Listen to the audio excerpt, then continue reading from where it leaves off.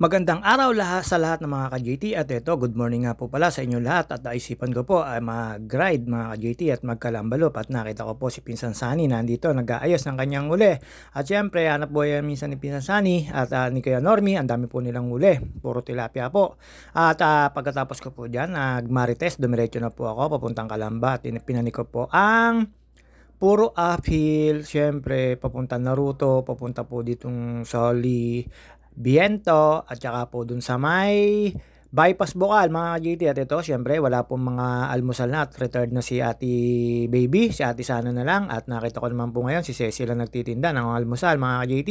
Siguro sila na po yung magmamana ng almusalan ni Ate Sana, hindi ko lang po alam kung talagang magre-retired na yung dalawang veteranong almusalan. At paglampas ko po dyan mga ka-JT, may nakita po ako na may mamarete sa inyo. Ayan po, si Master Dong.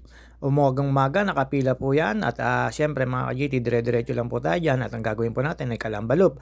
At alam nyo naman po tayo mga ka-JT, habang nagbabike tayo, nagsasightseeing tayo. At yun nga po, kukunti po yung nagja-jogging pagdating po dito sa may Calamba City hall at doon po lalo sa may Rizal Stadium mga ka-JT at dito po dire-diretso lang po tayo dyan, palabas po tayo, tahimik po ngayon ng Pansol, wala po mga pool agent kasi po pangkaraniwang araw at may mga pasok po ang mga estudyante at mga nagtatrabaho po at ako naman po syempre eto bike lang pag may time, wala po tayong office work at wala po tayong drive mga ka-JT.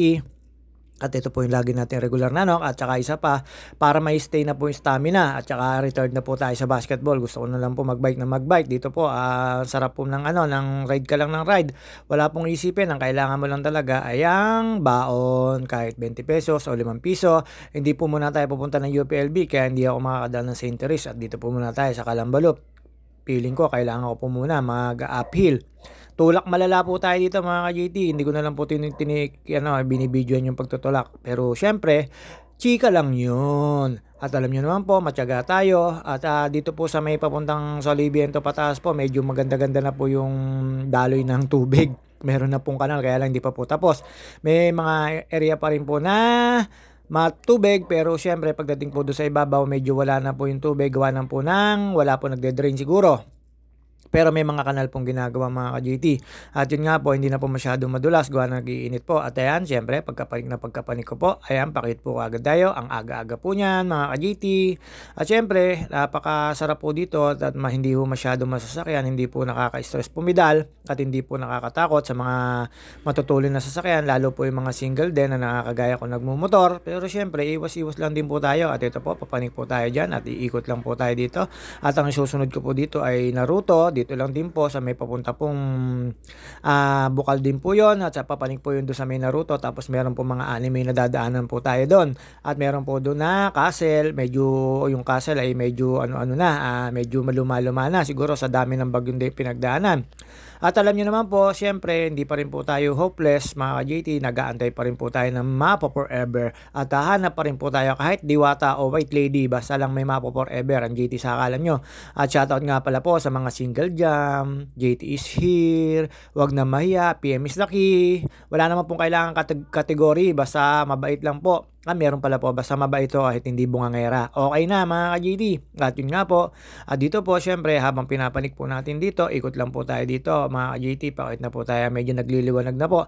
Medyo hinahapo-hapo na po tayo. Nakita nyo naman po, proud na proud, Pilipino. Nakita nyo naman po yung pantaas at yung pang short. Naghahanap nga po ako ng helmet na may nakalagay na Pilipinas talaga na maganda. At baka naman po may mag-sponsor dyan, helmet na Pilipinas na nakalagay at wala po ako talaga makita kahit po sa online. At syempre hindi naman po kailangan ng mamahalin, basta po may magdo-donor dyan, medyo sira na po yung helmet ko. Kailangan na pong palitan. Going to retard na mga ka-GT. At yun nga po, syempre, ito, papanik lang po tayo. At sana naman, maaahong ko lahat to, pati po yung bypass. At yun nga po, syempre mga ka-GT, ikot-ikot lang po tayo dito. Hindi na po tayo magtatagal dyan. Pagkaikot ko po dyan at pagkapanik, diretso na po tayo papuntang Bukal at dumaan po tayo sa may school ng Barreto at nakakita ko po doon si Pinsang Kadyo, Bernard Jansil, shoutout sa inyo. At yun nga po, nakasalubong ko siya, yung camera naman ay nasa bulsa ko kaya hindi ko po siya nakuha ng video. At yun nga po, pagkatapos ko po doon, National Road na po. At dito po ay mga ka-JT, nakita ko naman po yung mga estudyante. Dito ko po nakasalubong si Pinsang Kadyo Bernard Sensil. At yun nga, at hindi ko po siya nakuha ng video kasi nasa packet ko nga po yung aking cellphone. At yun nga po, eto mga ka-JT, nakita nyo naman po na may mga ilaw pa. Tapos may mga estudyante at mga teacher na papasok kasi sobrang aga po niyan. Dinanas ko po yan, kaya lang hindi po ako napasok na maaga kasi po may mga daanan na pwede kang pumanik at pwede kang tumakas sa guard. Ngayon po ay hindi na ho pwede, gawa po nandyan na lang sa isang entrance at exit ang dadaanan nyo po. Tapos ito, syempre graduate po tayo dyan sa Barreto na yan, Mapa Elementary at Mapa High School. Wala pa naman pong senior high tsaka yung K11 at 12 noon at hanggang 4th year high school lang po kami noon. Yun lang po yung dati. At syempre dito, National Road na po ito, Cuyab to Bukal na po ito, papunta po na Water District, tabi-tabi lang po tayo. At syempre mga ka-JT, ingat-ingat lang po tayo lagi sa pagbabike. At iwas-iwas na lang po tayo sa road rage. At dito po mga ka-JT, habang binalagtas ko po yan, medyo pinapawisan na po tayo niya. Lalo po dito pagpaning ko po rito sa may favorite ko po ring mga ahonin to. Para lang sa tingin ko, mas mataas to sa Soliviento kaysa tong Bayview na to na papuntang Naruto, papuntang Castle. Mga ka-JT, dati po yung Castle na yan may entrance at hindi ko po alam kung magkano ngayon. Basta lang ko dati pwede ko kayong pumasok doon. Parang viewing ka lang doon, pero overlooking yun. Tanaw po doon Laguna Lake. At syempre mga ka-JT, iwas na po tayo dyan sa mga tatawid po at saka po kailangan natin din tumawid at kumukuha lang po ako ng tempo. At yun nga po mga ka-JT, syempre malayo po tayo sa Marites. Pag nagbabike po tayo, hindi po ako makapag-Marites at hindi ko po marinig ang mga sinasabi ng kapitbahay ko. Baka ako na po yung pinag-uusapan, lalo pagka wala ako sa bahay. Syempre alam nilang wala ako, baka ako na pinag-uusapan. Syempre Marites tayo mga ka-JT at lalampas po tayo dyan sa mga resort ng mga ate ko. At yun nga po, sa mga gusto magpa-reserve na resort sa Pansol, may mga legit pool agent at may mga legit din pong nasa internet mga ka-JT. At syempre kay MCA Resort, baka yan naman. Yun nga po, pagkatapos nyo pumaligo sa KMCA Resort, mapapasabi kayong wag na sana tayong umuwi. At syempre meron po tayong tindahan ng bigas, ang ating monit ko sa may kanto at ang store ni Ate Janet. Nagkarap po sila magkalaban sa mga gusto pong mamili. Handle lang po yung store nila sa kanto ng Pansol. At syempre yung KMCA Resort, wag nyong kakalimutan advertise, pasuyo na, baka gusto nyo po magpa-reserve o maligo. Nasa Barangay Bukal po sila. At yun nga po mga ka-JT, dire-diretso lang po tayo dyan. Ito, una ko pong inahon. Pangalawa ko palang inahon nito. Ayan yung sinasabi ko sa inyong Castle. Medyo luma, nasa dami na pong bagyo na pinagdaanan. At hindi na po siya ganun kakintab kagaya dati. Kailangan na po siguro nito ng renovate. Pagka po nakita na may-ari yan. Pero nandun pa rin naman po ang ganda. At syempre kakanan po tayo dyan. Papunta po na Naruto. Doon po sa maraming anime. Iniikutan ko lang po yung kasi tinitignan ko po kung bukas na po yung daan doon sa may papuntang labas ay bypass. Ay kaya lang po sarado na, may bahayan. Ang hirap naman po magdaan sa trail. Kaya yan, kanan lang po tayo dyan. Yung dire-diretso po nito mga ka-JT ay doon po sa pagkaliwa nyo na dire-diretso nyan ay papunta ng Naruto. Syempre ikot lang po tayo dyan, diretso baba rin po tayo, tapos diretso po tayo sa may bypass. At nga po nakaranas tayo ng konting traffic na nasa may bypass stoplight na mga ka-JT. At shoutout nga pala po sa mga classmate ko, mga taga Bukal, si Happy Marino, si Mary Ann, at saka si paring Ricky, sa lahat po ng mga taga rito, mga classmate ko. At syempre dito, dire-diretso lang po tayo dyan, mga ka-JT. Ayan, mauna nyo po makikita pag Naruto kayo, 2 liw na yan, hindi po nagugutom, lagi po mataba. At syempre mga ka-JT, maluluma rin po yun pag sobrang katagalan dahil hindi naman po na-maintain at ulan araw, tapos po bagyo, talaga naman pong kukupas yun. At ito po yung mga dito, estatwa. Medyo kupas na po sila pero hindi pa rin po sila naalis sa pwesto nila. Ewan ko ba, parang hindi sila nangangalay. Pero nandiyan pa rin naman po yung ganda at yung ng pagka-anime nila. Syempre, alam nyo na, ba't ganito yung nasa labas ng resort na to? Ay, alam nyo na kung anong hilig na may-ari. Syempre mga ka-JT, hula-hula ko lang po yon. At ito po, masayang-masaya po ako. Pag uwi ko po, siguro napapag-usapan na ako ngayon ng mga kapitbahay ko. Syempre mga ka-JT, wala po ako doon, hindi po ako makakapagchika. At shoutout nga pala po sa mga Naruto na to at sa may-ari ng bahay na to, Bekenemen. Pag binigyan ako ng isa niyan, paano kayo uuwi? Joke lang po yun. At dito po, dire-diretso lang po tayo. Hindi ko po alam na sarado na po pala dito. Kaya hindi na po ako duman dun sa matrail. At pagbaba ko po mga ka-JT, syempre nakaranas po tayo ng traffic sa may stoplight. At pagkalampas ko po ng stoplight, eto na po. Ang dami ko po nakikita nag-jogging dito. Wala po ako nakakasabay pang bikers, pero may nakakasabay akong 2 bikers. Ayun, syempre, overtake sa akin, hinayaan ko lang. Pagdating sa ibabaw, ikot lang po ako. At yun nga po, tawa lang po sila. At syempre mga ka-GT, ayan, ang hilig natin magbisikleta. At yun nga po, ulitin ko sa mga nagsasabi na sakit sa katawan nito, okay lang po. Ito po yung gusto ko. At wala pong, hindi po nakaka-injury. Depende na lang po pagkaharungas kayong magbike mga ka-GT, pero nakakalakas po ng tuhod.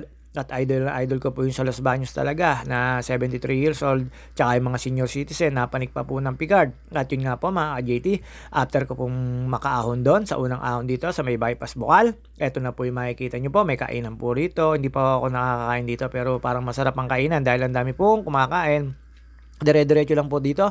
May mga dadaanan po tayo dito na mga gimikan, kainan, gas station, partihan, marami po rito, kapihan, marami po rito mga ka-GT. Pipili na lang po kayo talaga. Siyempre, tayo naman po, wala naman pong pambili. Daan-daan na lang po at viewing na lang mga ka-GT.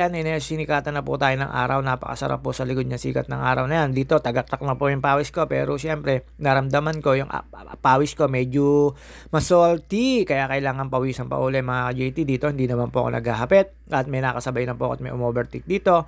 At yun nga po, pagkatapos ko po ritong umahon sa may bypass Bukal papuntang Ayala, bypass road, ay dito na po ako dumaan sa may Lamesa. At yun naman po ay labas na sa may Baknotan at gasoline station uli at labas na rin po nun ay malapit sa papuntang New City Hall ng Calamba City at yun nga yung Rizal Stadium at yun nga po tayo umikot at tumambay, nagmekus-mekus, nag-sightseeing, kaya lang po syempre puro hot mama at saka hot senior citizen ang nakita ko po doon.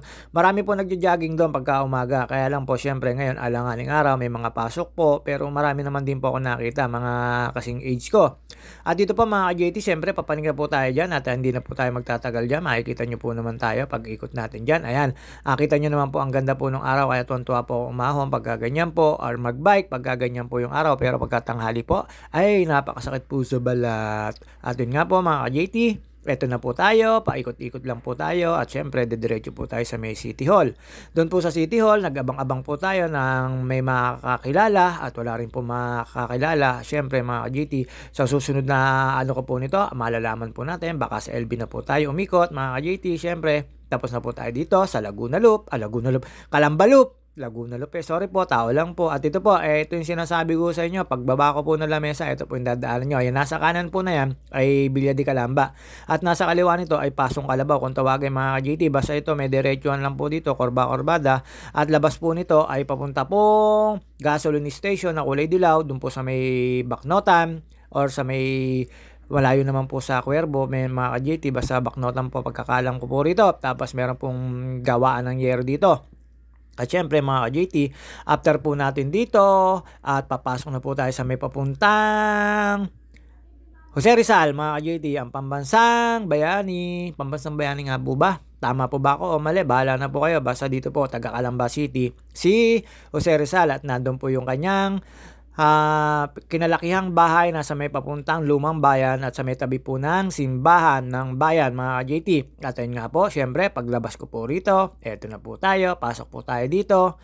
At ayan mga ka-JT, nakita po nyo yung Rizal Coliseum at ako konti po, ayan may nakasabay po ang bikers dyan. At inikot ko lang po yan at alam nyo naman po, syempre tatambay po tayo dito at yun nga po, marami po tayo nakasabay dito na nagwo-walking pero ako pawisan na, hingal na, kaya inom-inom na lang po tayo ng tubig. Pwede po kayong tumambay dyan. Nakita nyo naman po si dalawang hot mommy na nakatambay po doon sa may baba ng medyo Rebulto ni Rizal. At dito, ikot lang po tayo. Siyempre, papakit lang po tayo dito. Ang dami pong tao dyan. Di ko po alam kung bakit maraming tao. Lagi na pong pinag-aanohan ng event yan mga ka-JT. At pwede naman po kayong maglaro dyan. Ewan ko lang kung may mga schedule po. At pagka wala po schedule, pwede kayo magpa-schedule. Ayun po, may bayad dyan. Ayan, si Jose Rizal biglang tumangkad po dyan mga ka-JT. At after ko po maikot ko po to, itong statue ni Jose Rizal, ako'y tumambay po saglit dyan at tagpahinga. Tapos, syempre, hindi naman pwedeng hindi tayo tumagal dyan at tayo uuwi din at tayo may lakad mga ka-JT. Alam nyo naman po, hindi tayo natuloy kahapon at ngayon po natin pagdadrive yung aking pagdadrive. Ano ba yun? JT, ang gulo mo. At yun nga po, may lakad po tayo ngayon. Busy po tayo, mga ilang oras. At syempre mga ka-JT, hindi na rin po tayo magtatagal dito. At ito nga po, uminom lang po tayo ng tubig at nagpahinga rito. At nagmekos-mekos, nag-alis ng konting pawis bago umuwi na mga ka-JT. At tayo may lakad pa. At see you on my next video. Sa mga ka-JT ko, wag po kayong mawawalan ng pag-asa. Ang pag-asa ay nasa Quezon City. At yun nga po, shoutout nga pala po sa mga sumusuporta at naniniwala sa akin at nagtitiwala. See you in my next video.